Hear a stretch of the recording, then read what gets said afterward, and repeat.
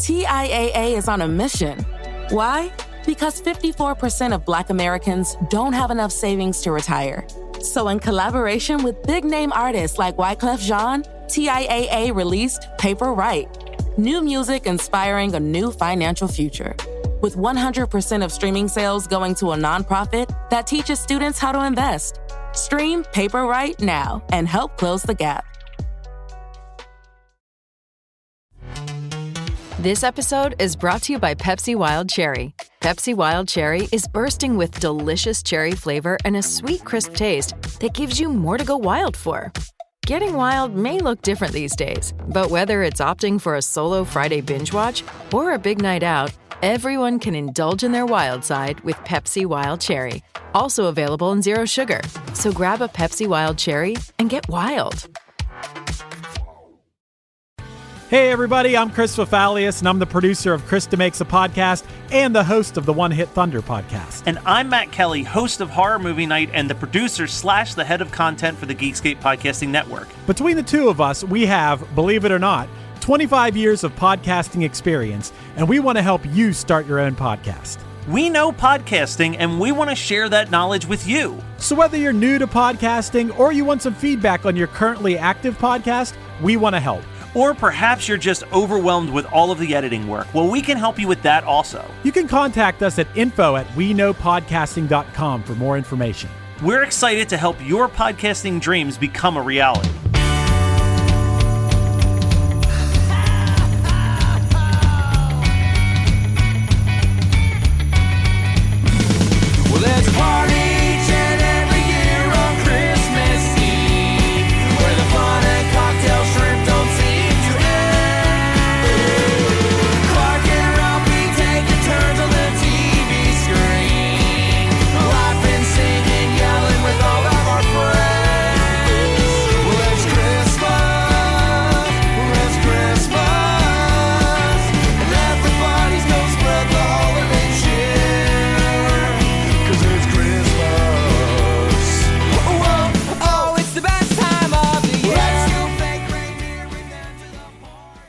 Hey, Dylan. Hey, Matt.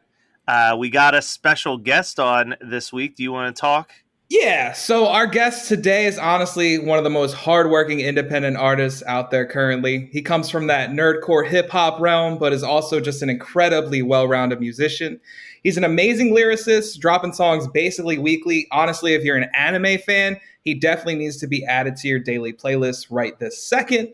But not only that, he's an accomplished trombonist contributing to many different projects. Notably, he's a member of the Marcus Lewis Big Band, which I implore our audience, pause this podcast right now, go to your preferred streaming service, and add Brass and Bougie to your library. I mean, it's an incredible big band jazz and hip-hop fusion record. I play it in my classroom all the time. People of the world, Kadesh Flow. How are you today, Kadesh? What's up? I'm great. How are y'all? Fantastic, man. Fantastic. It's going well, man. It's going well. At the time that this is dropping, it's early March. We're talking a James Brown Christmas song that I've never heard before. Oh, my God. Yeah, me neither. A, this song is great. And B, I mean, we also want to talk about what this song means to you. So let's dive in. So tell us this James Brown song that you had us check out. This song is called Santa Claus Go Straight to the Ghetto. It's a very, I think, meaningful song because it highlights disparities both from a socioeconomic background standpoint and from a racial standpoint. But it's also a really absurd song. And it's James Brown, so he's like, "Hey, Santa Claus!" It's actually like a very subdued James Brown to me. Yeah. And this was very Motown-ish in its musical composition. Well, yeah, it's way more somber James Brown as compared to like Party Celebrate, the vibe and the groove James Brown. Growing up, it was something that my mom always played during the holidays. You know, there's always like the happy, joy Christmas songs. And then it was, this song was always in rotation. And it always stood out to me because it's still James Brown. So it still has a level of ridiculousness to it. Just because it's him and his voice and his energy and how he comes to things. But as the older I got, the more I really thought about why a song like that is necessary and why it's really important and how critical it is to have that in the holiday rotation. Generally speaking, songs about the holidays are things that you either are songs where you forget about all the bad things in the world and you just think about this, this is a season cheerful and giving, and the songs that are dealing with things that are bad about the world are really general and kind of like not believable. Like sir, I want to buy these shoes for my mama, please. Yeah. It's Christmas Eve and these shoes are just her size. Like, that's a really sweet song, but it's not. Matt, I think we found our Christmas shoes guest for sure. We cover Christmas shoes. It's just not a super believable song, and you get tired of it like after the first time you hear it, or at least I do. That's what I like about this song. The first time that I heard it was it's bringing eyes to that disparity, but also it's not like falsely tugging at your heartstrings like Christmas Shoes is. It's not fake. It's not false. I felt like when I was listening to it, the song that it made me think of that I was familiar with is the Santa Baby cover that like Onyx and Snoop Dogg and Run DMC and all them did. And yeah, and songs like that don't get a highlight. We kind of touched on this during our first few episodes, Matt, that Christmas means a lot of things to different people, and a lot of those things aren't always positive. Yeah, you grew up, you said, with your mom playing this song very frequently. Was this song a hit? I am not sure how well it did from a chart perspective. I do know that James Brown released 3 Christmas albums, if I'm not mistaken, and his estate or his label or whichever pulled together all of them to form James Brown's Funky Christmas, which has the strangest Apple Music cover like I've ever seen. It's like a terribly photoshopped picture of James Brown's face. It's really bad over some like word art. It's garbage. Yeah. but that was in the mid to late 90s, and it was a compilation of all I guess what they thought were the best songs from those 3 albums. And it's like 17 or 18 tracks or something. And this song was on it. So I'm assuming it did well enough to be considered in that running. It's the only Christmas song from James Brown that I actually can recall and remember. Even though a lot of them, when you run through that album, a lot of them sound familiar to me, this one's the only one I can actually remember. Well, that's the thing. It's just a well-composed song, too, like overall. Yeah, this is going on future Christmas mixes for me, for sure. I loved this song. And I'm shocked because not knowing that James Brown put out 3 Christmas albums, and he's not the first person that comes to mind when I hear like Christmas musicians, Christmas artists. And now I'm like, all right, I need to go check out all 3 of these records, because as soon as this song ended, I went to A Soulful Christmas, which was his first Christmas album. And the song that comes after this, Santa Claus, that like bluesy piano line, I'm like, all right, this is my shit. I'm adding like all this to my fucking mixes. So I'm about it. You raise a good point, because you have to sit there and think like, James Brown has 3 Christmas albums. Yeah. But like when November rolls around, all the memes are like, it's time for Mariah Carey and Michael Bublé, who put out 1 each. That's it. Yeah. They did 1 album. I mean, I don't know if y'all are aware of this, but a lot of people put out Christmas music every year, to the point where like every streaming service every digital distribution service platform I've been a member of or a part of, they actually set dates ahead of time where you have to get your Christmas music in by this point or it won't come out, because there are this many people submitting Christmas music. And it's the only time they do that, like literally ever, because there are that many people that are like, hey, like some of the homies and I have put out a song like this year or last year and in 2019. It's like the worst traction I've ever gotten on stuff, because I didn't know until doing it. Yeah. Like you're just in this like giant cacophony of releases. So you do have a couple Christmas songs. Taking a step away from James Brown, in my opinion, if you're releasing Christmas music, Christmas has to mean something to you. What does Christmas mean to you? Belief systems aside, I did grow up, definitely in a Jesus is the reason for the season household. So just like from a tradition standpoint, that's there. More recently, as far as like adult life, it's kind of just seeing everybody. because so many people come back. I mean, I've been in Kansas City for 8 years now, so it's basically home, or almost 8 years. And, you know, having people come back into town and a lot of the holiday gigs where people are just in a different vibe and a different energy is really special to me. And just, I'm in a point of like redefining, I'm in like a life point of needing to redefine it, because the relationship I was in for a long time ended right before Christmas, around Thanksgiving, actually.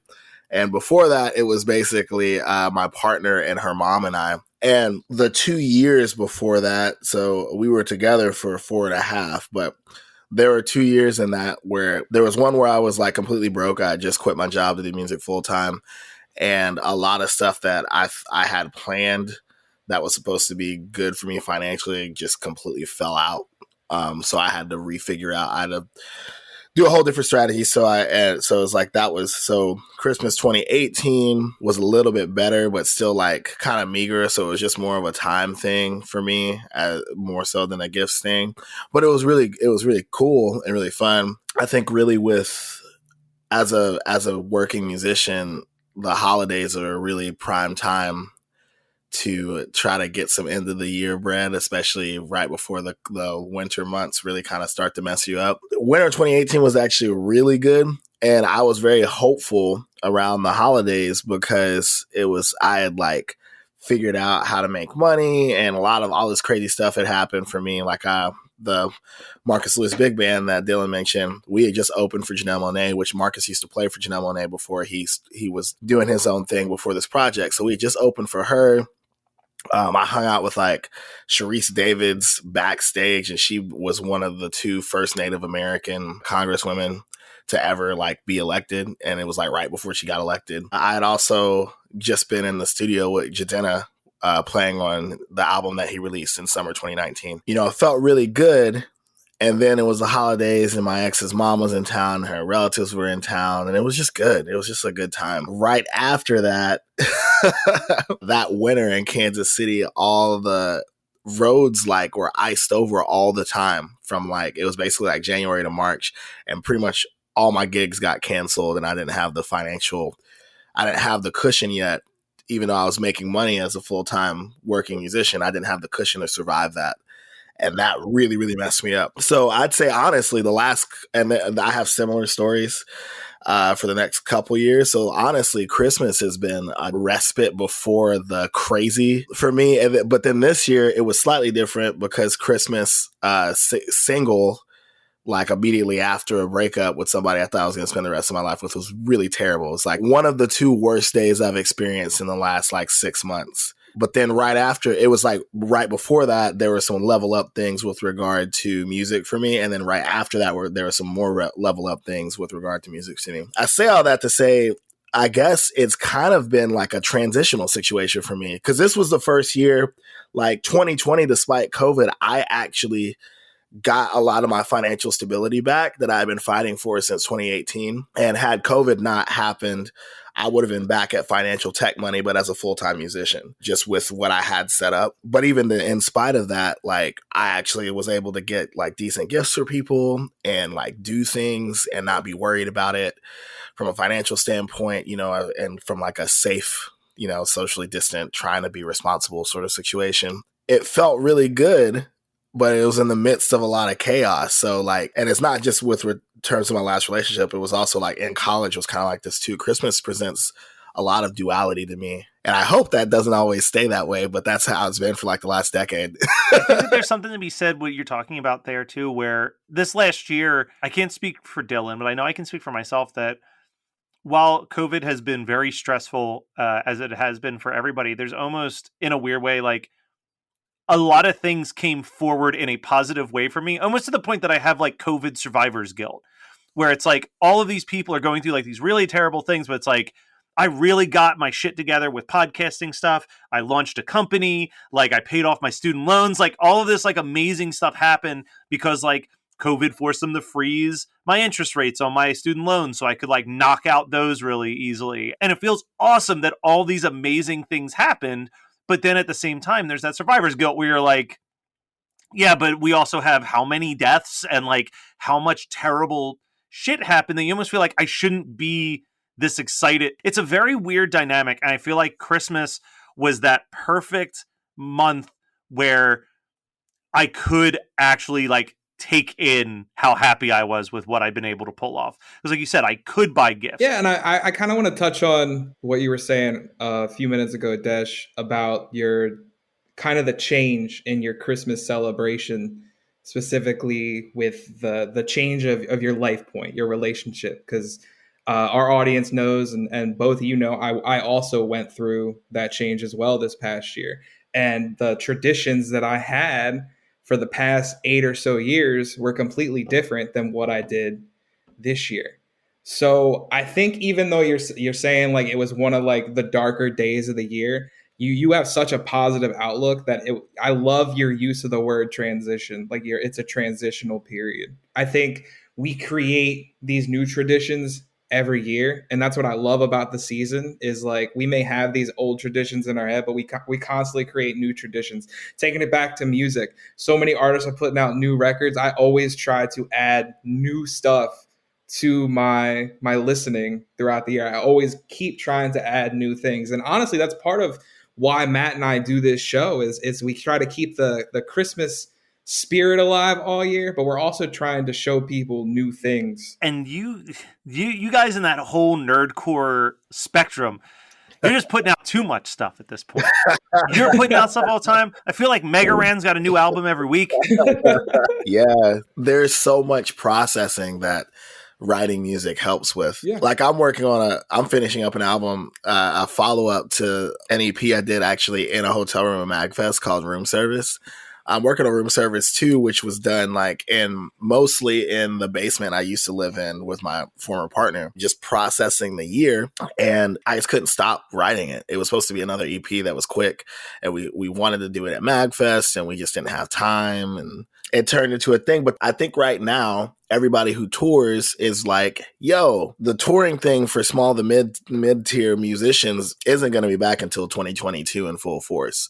Like people, I'm trying my best not to check the musicians I know who are like, oh, touring's about to come back. And I'm like, it's going to come back for the bigger touring artists, but they've lost a lot of money too. So what they're going to do is they are going to come down on what they normally play and probably play the venues that we normally play and just upsell the door. And people are going to pay it because they miss going to live music. So like you're going to see people paying like $50 to see a decently famous band in like a 300 to 500 cap venue as compared to paying like 25 to see them in a theater sort of thing.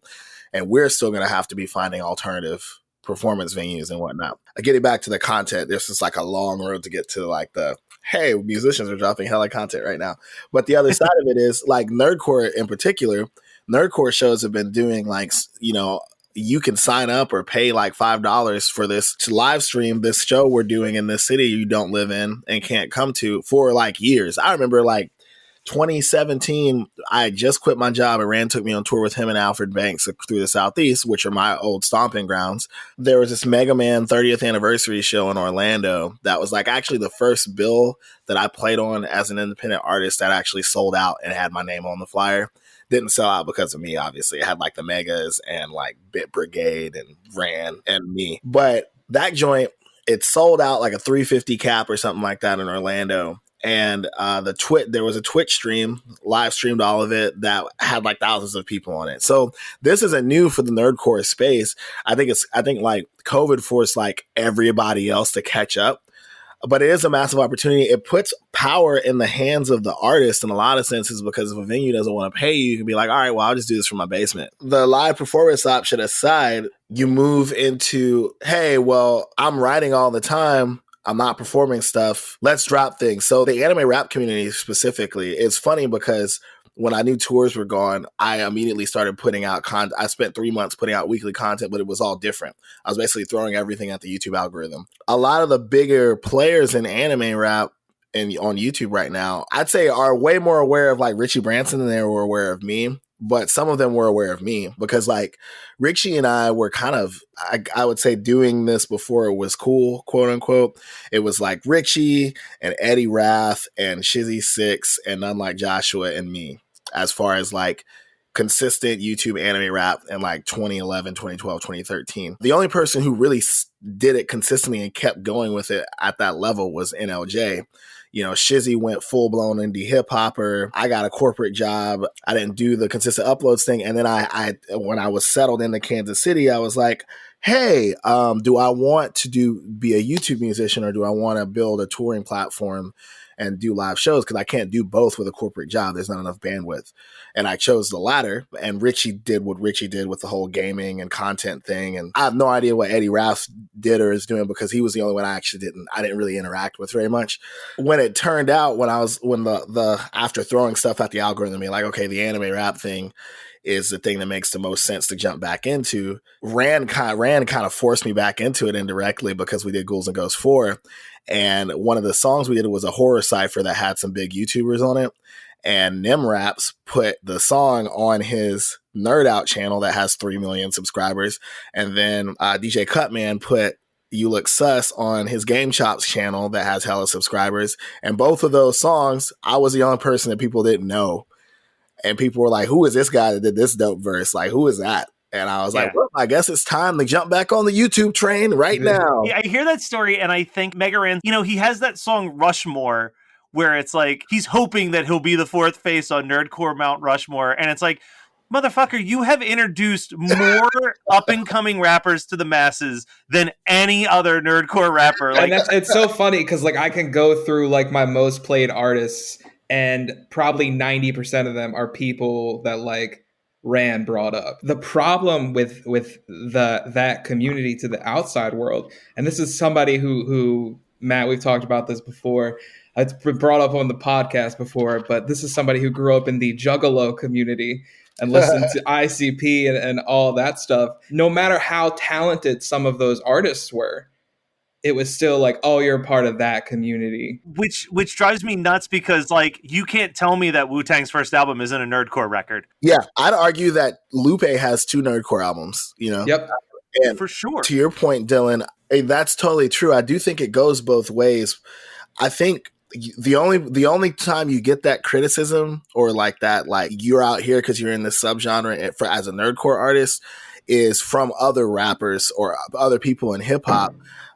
Everybody else I've encountered who's outside of the space that sees it thinks it's way more profitable than it is. No, I mean, that's well, that's the funny. I think of because I grew up as like a huge Christian music fan.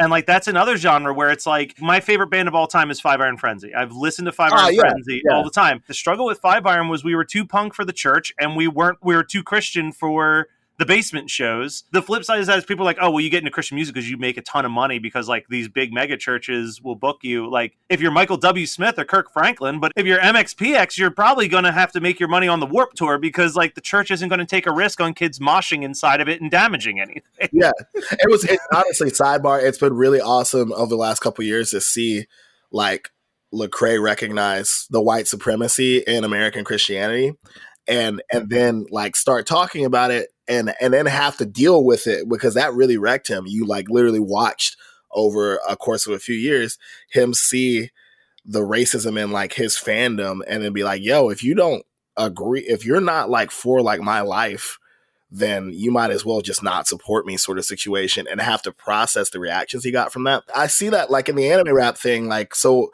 actually there's a huge anime rapper, he goes by Daddy Fat Snaps, and another pretty big guy, Game Boy Jones, who did a song called Easy Bag, basically making fun of all the rappers who were like, oh, people just rap about anime because it's an easy way to make money. And they're like, are you crazy? I put out a song every week and it's high quality, and there's an animated music video to it. And like, these guys are basically in this situation where they're doing famous people numbers. They're not doing like superstar numbers, but they're doing like solidly famous, crack Billboard every album, might catch a Grammy nomination every so often numbers, 8-figure Spotify and Apple Music streams annually, and getting, hundreds of thousands of views on everything they breathe on, sort of thing. And it's like a huge thing, and the space is huge, and it's really supportive, honestly.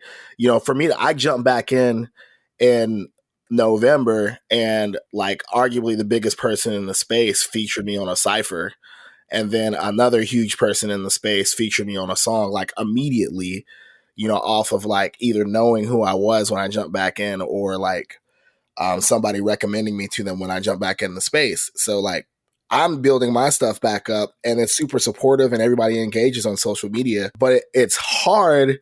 But people think it's like this easy thing. Even people in Kansas City, when I first got here, it was a mix of people thinking, oh, he's actually dope. And, oh, he only has a following because he does that nerd rap stuff and like has automatic fans. So I don't really think that doesn't bother me at all, especially as somebody who literally like rap opens a door and then a door shuts and trombone opens that door, and then rap opens the door that shuts for the trombone. I remember interviewing the bassist for the band Goaty Hook years ago, and we were talking about how there's this large amount of Christian artists who now are agnostic and atheist, and what causes that. And he said something that has stuck with me for 10 years, which is, it's a lot easier to keep going to church every Sunday when you're not working for the church.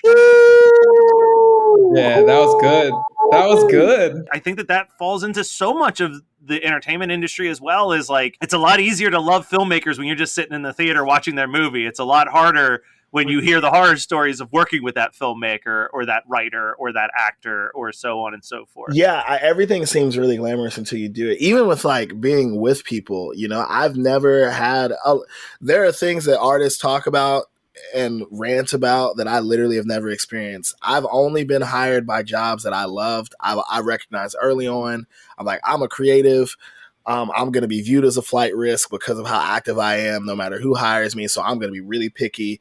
And like, I've always had great jobs. I've been on teams who love me. Like I was at Cerner, my first job out of college, for example, largest healthcare IT firm in the world. It's like a great first job. I loved it. It was like a bunch of really cool women for the most part that I worked with and for. So like, you know, on a objectively, like, I don't know, masculine, whatever, it was dope, but it was also a really nurturing environment for me. And the first rap show I did in Kansas City, I was like butt crack of opener. It was like, I had like a 7:30 p.m. slot on a Friday and nobody was at the bar. And my Cerner team showed up. It was like 40 deep, came through, bought That's awesome. shots. That's so cool. Went super hard on my set, bought more shots, and then left. And I looked super good. It made me look super good. It actually really helped my rep in Kansas City from the jump.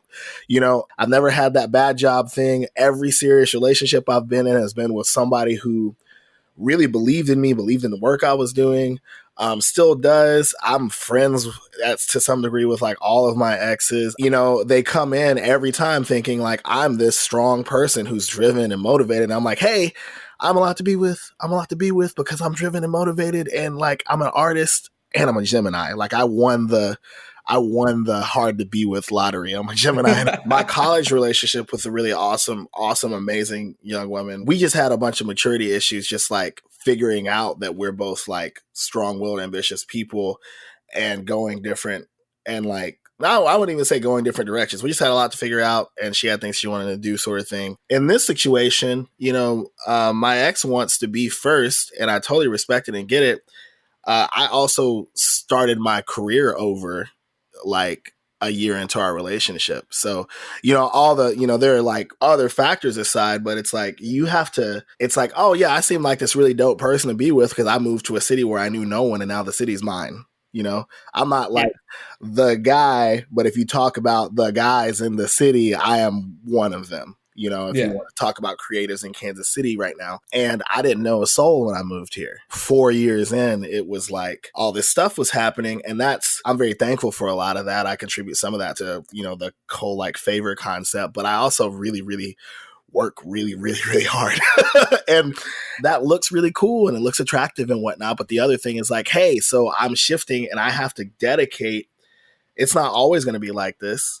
You know, but like I have to really dedicate a lot of stuff, a lot of myself to what's happening right now to make it viable because I'm not working for a construct that's already there where I go in and get paid. I'm working for something that doesn't exist that I am building. Yeah, that's why right now I'm technically working 3 part-time jobs with my full-time gig, just waiting for the moment where I can flick that switch and say, okay, this company that I started is my job now, and I can like safely cut away.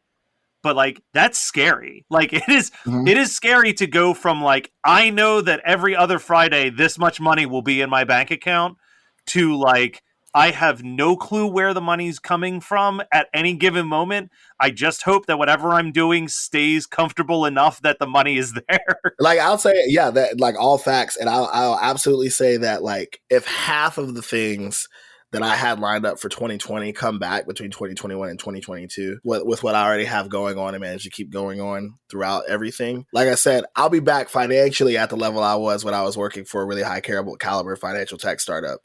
And that's awesome. It'll be off of me. It'll be like off of my creative output. And that's crazy. Like, if you think about how, my car got repossessed in 2019. I like hit rock bottom.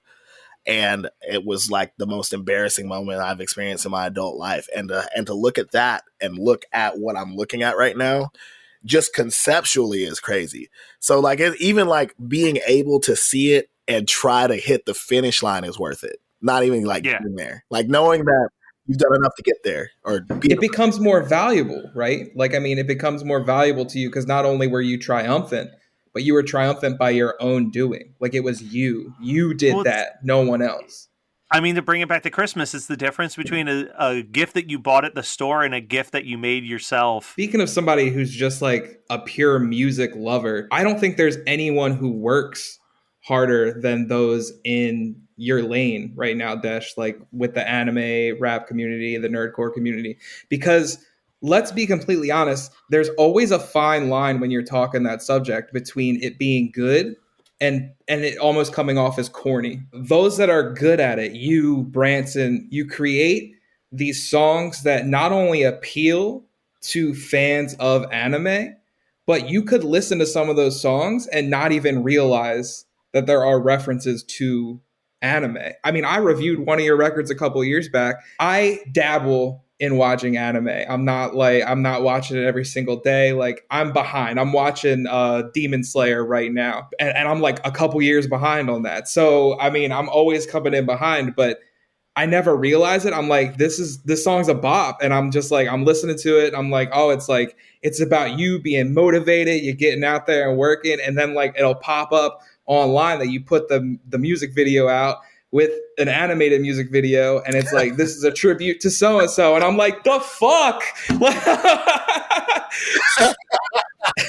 The thing that we've touched on but not completely touched on that kind of strings actually goes back to even like the James Brown, Santa Claus Comes Straight to the Ghetto, the nerdcore piece, and the Mega Ran conversation. I think the common theme for all of those for me is the representation aspect of it, and like understanding that somebody has dealt with your struggle, or somebody's putting your struggle out there. And that's like, even like the Snoop Dogg, I forget everybody who was on that song that we were just talking about. Oh, the Santa Baby, yeah. Like, it's having that representation there and hearing that and knowing that there are people who have made it and done cool things that are still calling back to what you see in a wholesome way. Like, I didn't grow up in the ghetto. I actually grew up in the country, and I went to like an upper middle class school off of a zoning technicality. But my grandfather, when I started driving, he would have me deliver turkeys and hams in the hood,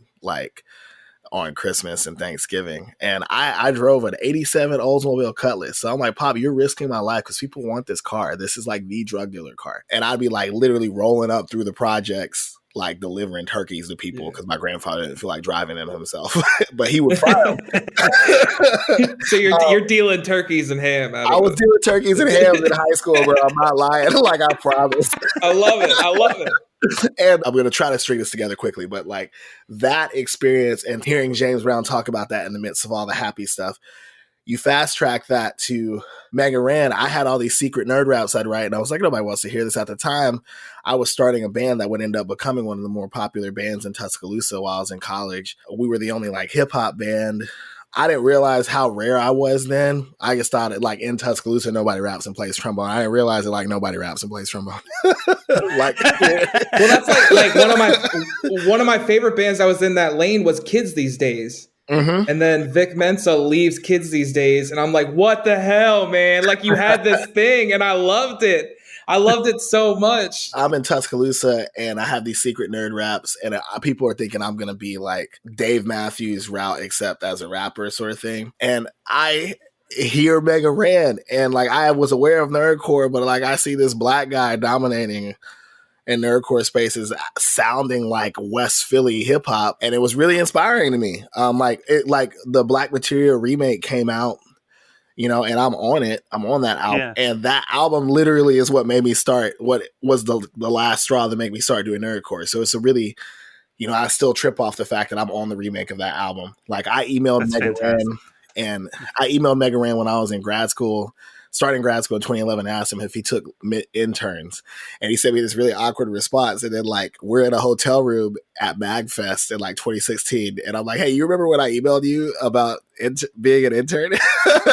So that represents from a representation standpoint to like me and a lot of the people, especially like people of color and black people doing this music, because what people like Rand have done and that we've continued is like a lot of this has become about inspiration from representation. I honestly, and this is me, I don't think nerdcore would be nearly as prominent as it still is as a subgenre if people like Rand hadn't brought more people from like grimier sides of nerd into hip hop. It would have fizzled out. For sure. 100%. And so many people right now, like every time I go anywhere, I talk to black and brown nerds who are like, yo, you're doing it, and it inspired me to do it because I see you. And that's just like really powerful. And I think like that's where all of this stuff matters. And I have like a different experience from a lot of people I talk to, being like from the bottom of the state of Alabama, growing up. Like I actually was just on a different podcast. We were talking about Judas and the Black Messiah, and this is like a super leftist podcast. I wouldn't consider myself quite as leftist as the guys who host the podcast, but I'm pretty over there relative to the rest of America. I feel like in reference to the developed world, I'm probably slightly left of center, but in America, I'm like far left because we're so far right in the country.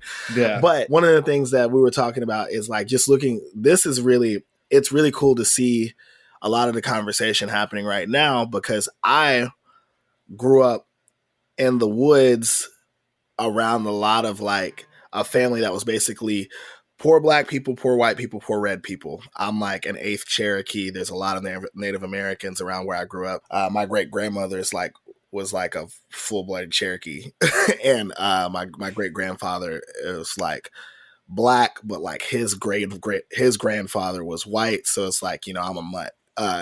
And you had like poor black people, poor white people. When my grandmother was growing up, they all raised each other's kids. And the first dividing line I ever saw with any of them was Trump, because Trump was such a cult of personality and really, really stoked the flames of nationalism and whatnot. But everybody was poor until they weren't. So it's like there are people, you know, like my side of my family isn't necessarily poor, but the family grew up poor. I have cousins who went to the NFL and started businesses, and I have cousins who got strung out on meth, strung out on crack, dealt hella drugs or whatever.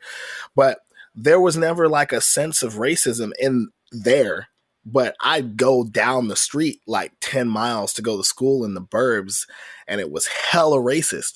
So like it really, so growing up, I eventually understood it as I started like reading more, but like you really saw classism and racism as a system to uphold classism that superseded the classism. All of this is like in this same like messy little bowl for me. If you think about like why Santa Claus Go Straight to the Ghetto mattered to me as a kid. Yeah. It's really, I think the conversations right now are really cool because people are being forced to look at all of it, because like the pandemic made the class warfare situation really obvious to a lot of people. And then everything that's happened since then, even like this thing in Texas, it's like, oh, Texas deregulated their utilities, and now, you know, you've got some billionaires like out here really charging people $10,000 for their failure to keep them warm in a frozen temperature. You know, like there's that. But there's also, you know, people like, there's a lot of structural racism. And like, I'm so glad like that real estate institutional racism is a mainstream conversation now.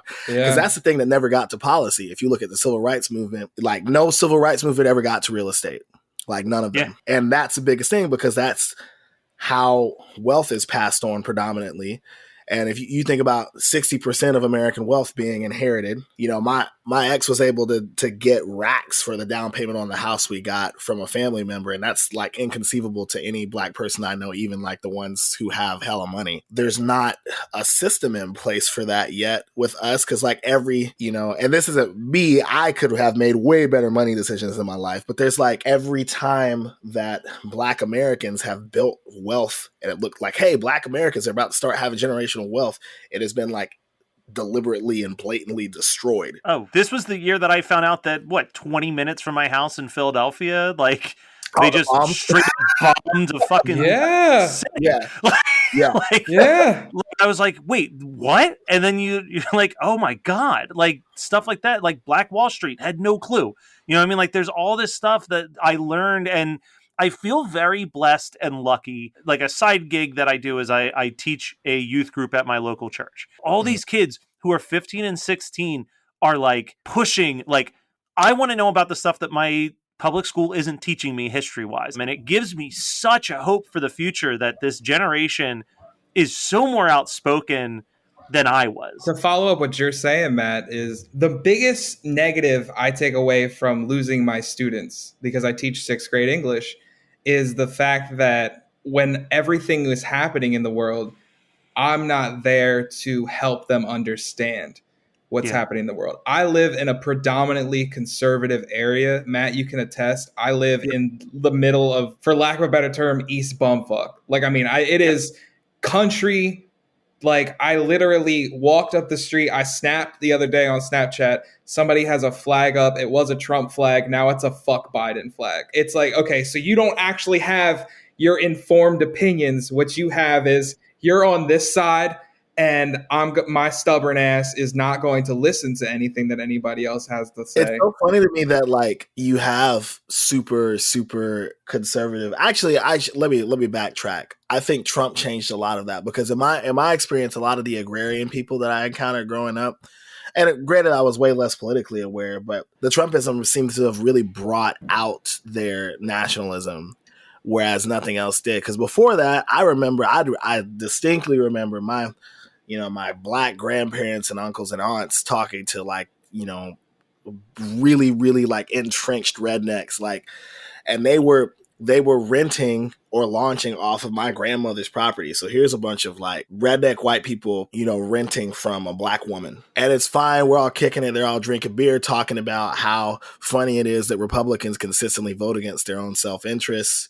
And, you know, blue collar is still blue collar, and it doesn't matter what side of the aisle you are on, and that sort of thing. And then Trump comes along, and suddenly it's like, you libs, you know, it like, it's really, really, really, really fascinating. And I know that, I mean, there's already writing about it, but I think there's going to be a lot of writing on it, especially coming from that into an urban environment in Kansas City, where like a lot of the people that I really work with are guys who survived like shootouts and stuff, and now they teach kids through hip hop and they're rappers, you know? Yeah. But where that all like smashes together is, I think, the impact potential. Because to your point, Matt, the Zoomers are way more like radical. I feel like millennials are similar to the silent generation that like came into adulthood around World War I and birthed the boomers. But like the back half of that generation was the generation that like fought World War II and then, you know, had kids and marched in the civil rights movement and like all that stuff. I feel like we're seeing something similar to that, and it's really powerful to look at how the access to information and synthesizing and pulling what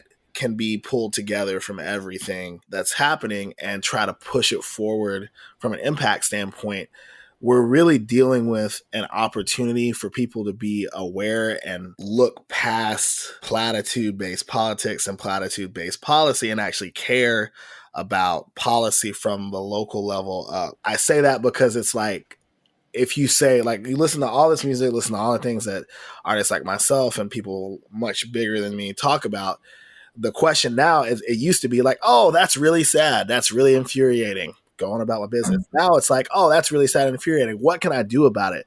Well, the most immediate thing I can do about it is be involved locally and like help people I can help, yes, but also be involved in local policy and whatnot, because you can immediately impact that. And saying that 10 years ago, I remember when I was in college, everybody ignored that. And I ignored it largely until SOPA and PIPA, which pissed me off because I knew I wanted to make money from internet content at some point in my life. So I actually called my Congress people for the first time when SOPA and PIPA were in play in like 2011, I think. But now it's like I meet hella college students who are like, oh yeah, I'm voting on Amendment 1, and it's like special election that only matters to Kansas City.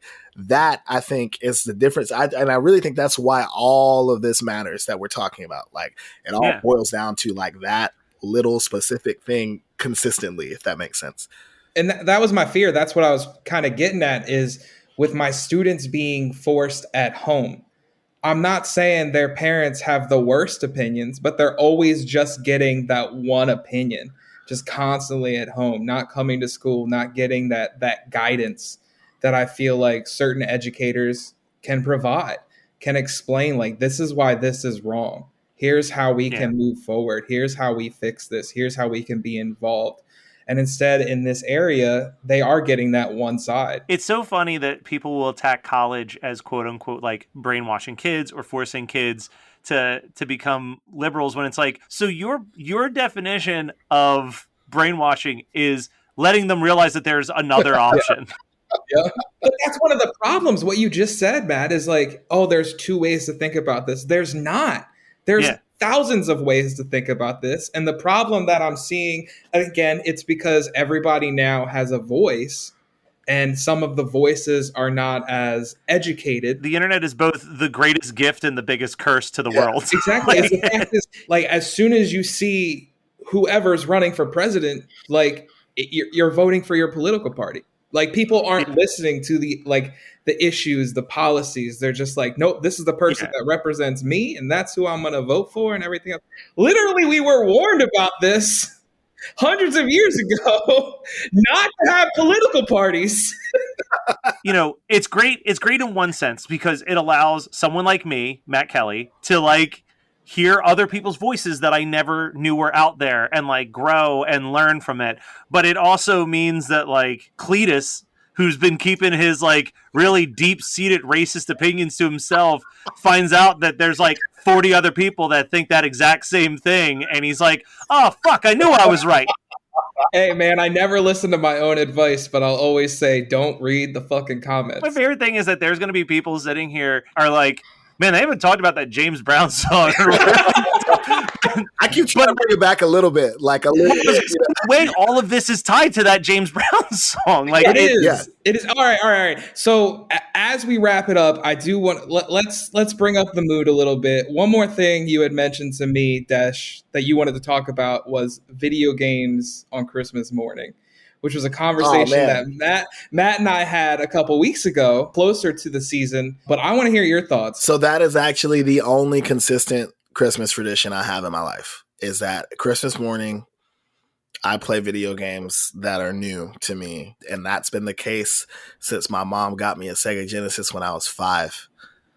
And I think it was Sonic 2 and a Tetris ripoff called Columns, I think. I remember Columns, yeah. If I remember right, there was a guy who was friends with my grandmother and grandfather, called him Mr. Jack, and he was a brick mason. And he died of cancer when I was like 7 or 8, and I really loved this guy. And he had a really peculiar way of talking. He'd be like, yeah, go get me a beer, man.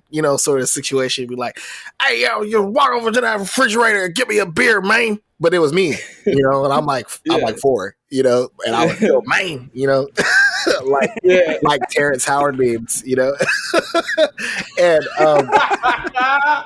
I'm pretty sure Mr. Jack helped my mom get this Sega, if I remember right. I'm 31, so like it's been a little bit, but 5 to 31, I've played video games every Christmas morning.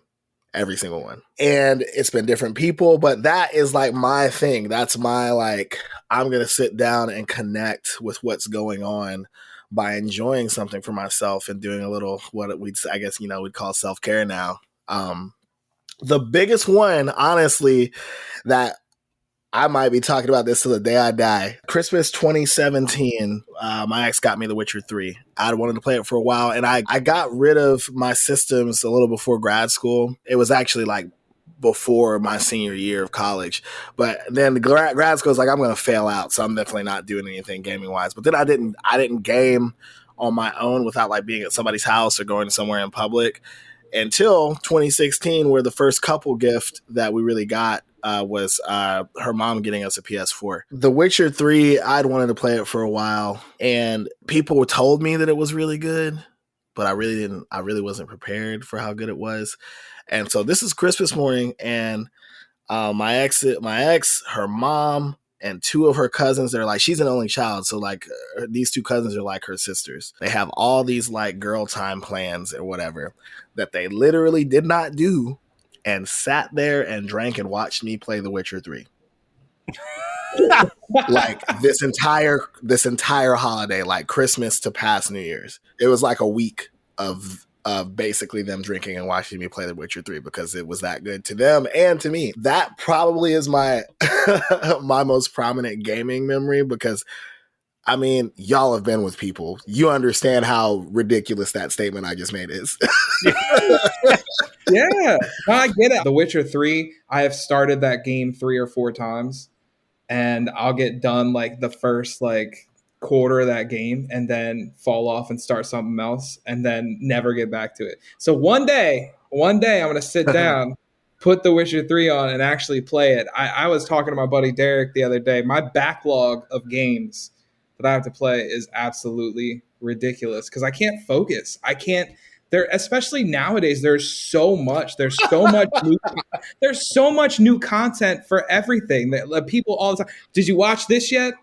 No, I didn't watch that. There's so much, and I find myself.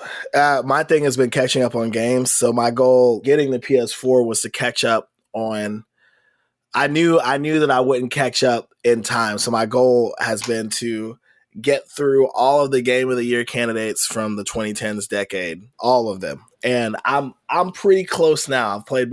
I like the thing I was missing that was really glaring was playing the Last of Us, but then the remastered version was on sale for Black Friday for like $10. Yeah, and so I took care of that. And now I'm just looking at 2019 and 2020 games that I have this huge backlog, except for Red Dead 2, which I'm playing right now.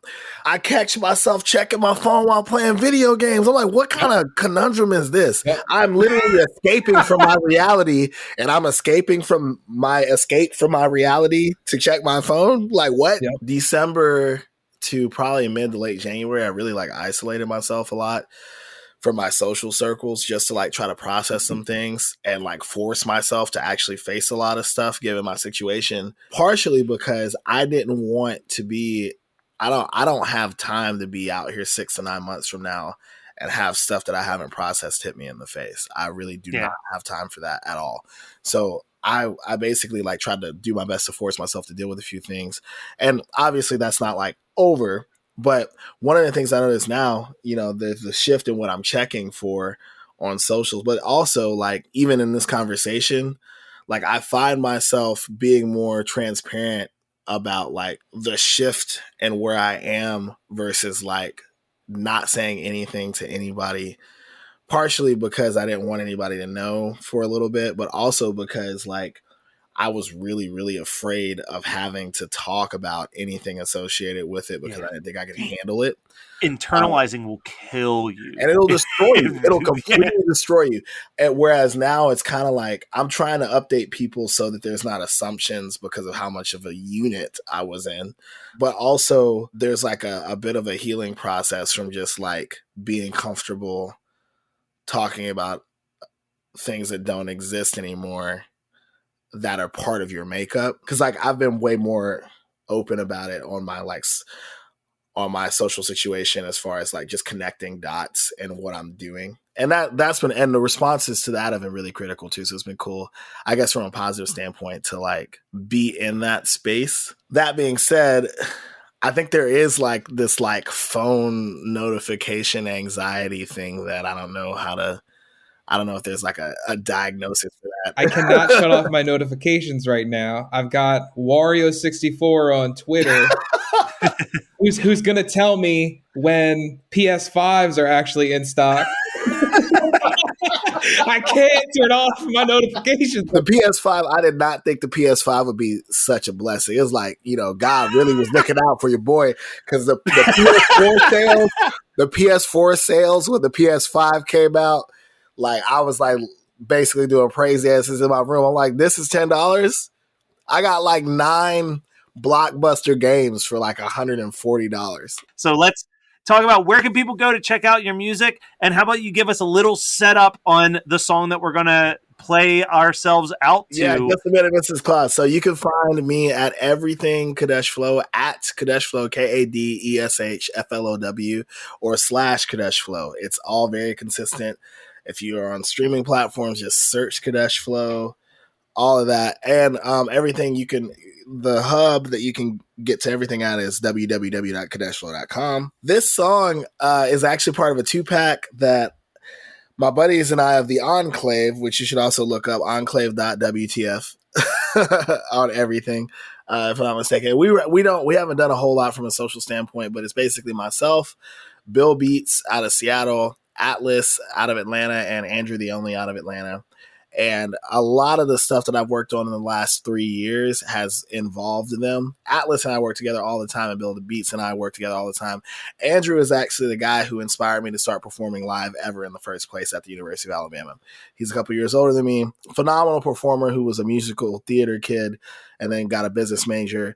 And, he went a different route and has been kind of getting back into music. But when we were in college, he was like the guy rapper wise at the University of Alabama. We're doing a lot together these days, and there's a lot of unreleased material. I will say, sidebar, that we landed a sync licensing representation deal, and in March, right before shutdowns, like I was literally at PAX East, and I was super stoked about being at PAX East, and our rep like emailed or called me, I don't remember which one it was, and was like, yeah, Fox Sports just cleared one of your songs and they want to use it for football season this year, which would have materially changed our lives. Not that like one song will do it for forever, but like just getting in the door with what that situation was huge. Pandemic happens, Fox Sports goes under, Fox sells Fox Sports to Sinclair Media, our deal gets killed. So like that's one of the things I was looking at in 2020. That's a sidebar. But there's the Enclave and Kadesh Flow. We've got stuff coming. This song was an Enclave thing where we were like, oh, let's do some Christmas music. So we did this, Just a Minute, Mrs. Claus, Grinding to Give. That was in late 2019. And then in 2020, we did Lit for the Holidays, which we actually wrote back then. It was weird listening to it this year because it's basically about me getting drunk with my ex's mom on Christmas, which is what normally would happen. But like, it's a banger though. But Just a Minute, Mrs. Claus is me thinking about my former relationship and how bad I can be with time. And then thinking about Santa Claus and Mrs. Claus conceptually, and how like she probably just roasts this dude every time he comes home from delivering gifts. It's like, oh, you're so awesome. You deliver gifts to everybody, but like, why did you take so long? Y'all know what I'm talking about. So I was like thinking about that, and so I wrote that. I wrote this song. Well, nice. Dude, honestly, cannot thank you enough for joining us. This has been absolutely incredible. I hope January 2022, you and I can hang out at MagFest. Fingers crossed that it's happening. Because, I mean, not only pandemic-wise, but MagFest kind of imploded from the inside for a minute there. But oh, my God. It sounds like things are building back up in a more positive way. So hopefully 2022, we can hang out in person. Yeah, absolutely. And I appreciate both of you for having me on this. I like super fun combo. Of course. Merry Christmas, everybody. Merry Christmas, guys.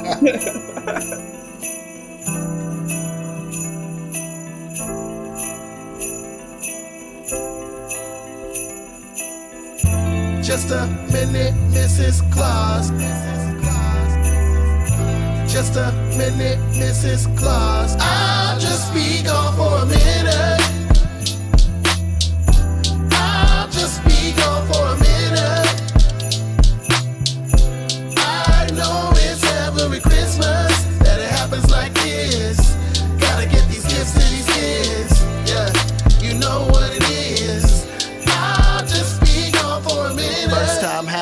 ages ago. He was waving that bay from the snow. Had all 8 reindeer in tow. Gifts piled up in the sleigh for the road. She was looking just a little apprehensive. There could be perils on a journey out to gift give. But he knew that he was blessed for this. Her too, but the stress has hit. Gave her forehead a kiss and said, Just a minute, Mrs. Claus. Now you've been involved. From the jump, this was our cause. Giving is our charge. I know that we prepared for this together. Now it's time to step into forever. Don't worry, not a little bit, because I'll just be gone for a minute. I'll just be gone for a minute. I know it's every Christmas that it happens like this. Gotta get these gifts to these kids. Yeah, you know what it is. I'll just be gone for a minute. now it's been happening for ages. The kids read of Santa on their pages. Santa's looking older, he's been aging. But to him, Mrs. Claus looks the same as she did back all those years ago. Way back before the legend rose. Now she smiles as he gets all his gifts in tow. Holding milk and cookies for the roll. He stopped her and said, Just a minute, Mrs. Claus, before you get involved. At night, kids, they sit these out. Cookies, milk, and all. I gotta save room for the tasting. Thanks for being such a sweet lady. Leave them out for when I'm back, baby. I'll just be gone for a minute. I'll just be gone for a minute. I know it's every Christmas that it happens like this. Gotta get these gifts to these kids. Yeah, you know what it is. I'll just be gone for a minute. nowadays as he trots to glow, giving toys, games, and clothes. All he thinks about is home, where his soulmates all alone. As he wraps up, he phones home and says, Baby, look, I'm coming through. I got you on the honeydews, and then I've got some plans for you. yeah, I'll just be gone for a minute. just for a minute, yeah. I know it's every Christmas that it happens like this. Gotta get these gifts to these kids. Yeah, you know what it is. I'll just be gone for a minute. I'll just be gone for a minute. I know it's every Christmas that it happens like this. Gotta get these gifts to these kids. Yeah, you know what it is. I'll just be gone for a minute. You're listening to the Geekscape Network.